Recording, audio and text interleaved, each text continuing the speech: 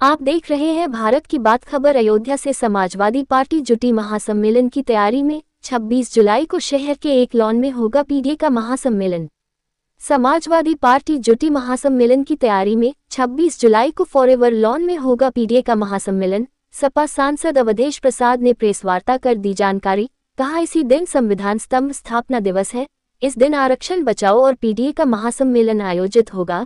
ये सम्मेलन ऐतिहासिक होगा। भाजपा सरकार के खात्मे में ये सम्मेलन मील का पत्थर साबित होगा। ये सम्मेलन आज समय पर हो रहा है जब पूरे प्रदेश में तबाही और बर्बादी आई है। किसान परेशान है, नौजवान परेशान है। आरक्षण को पूरी तरह से खत्म किया जा रहा है। सरकारी संस्थाओं को निजी हाथों में बेचा जा रहा है। बिजली विभाग की संपदा 80,000 करोड़ की है, इसको 10,000 करोड़ में बेचने की तैयारी की जा रही है। सांसद अवधेश प्रसाद ने कहा, भाजपा सरकार एक सपना हो जाएगी, एक कहानी बनकर रह जाएगी कि उत्तर प्रदेश में कभी बीजेपी की सरकार थी। 2017 की चुनाव में जनता भी भाजपा की राम राम सत्य कर देगी। महिलाओं का के साथ जिस तरह से अपमानजनक बातें हो रही हैं, इतना बलात्कार की घटना इस प्रदेश में हो गई है कि सारा रिकॉर्ड इन्होंने तोड़ दिया। ये सरकार आज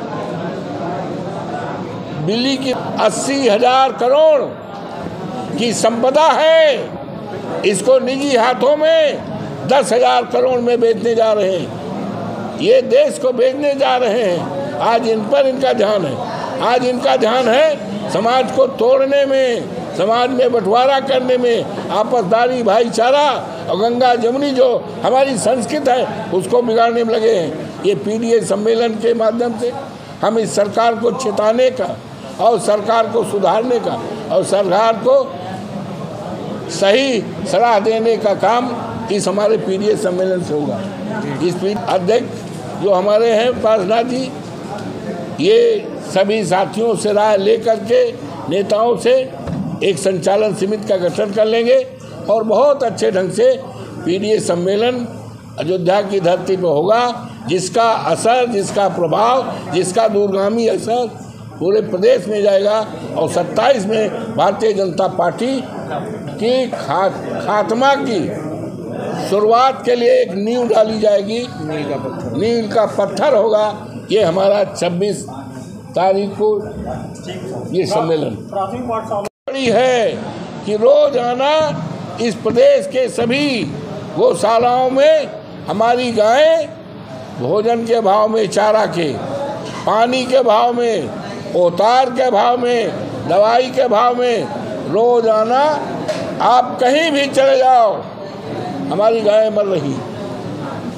ये जोगी बाबा इस प्रदेश के मुख्यमंत्री हैं, साधु सन्यासी हैं, उनके राज में इस तरह हमारी गायें मरे, जिनको हम माँ कहते हैं। गाय हमारी माता है, जिनके गोबर को हम पूजा करते हैं। ये पूरी तरह से भ्रष्ट सरकार है। कानून व्यवस्था खत्म है और आज यूरिया खाद की ज़रूरत है। किसानों के धान की खेती में यूरिया खाद कहीं नहीं है। कहीं आप चले जाओ पूरी तरह से कालाबाजारी अभी से शुरू हो गई। तो इसकी किल्लत है, महंगाई की है और इतना लॉ एंड ऑर्डर इतना ख़त्म है कानून। और किसानों के खेती बाड़ी में धान रोपने का भी समय है। बिजली न रहने से तमाम जो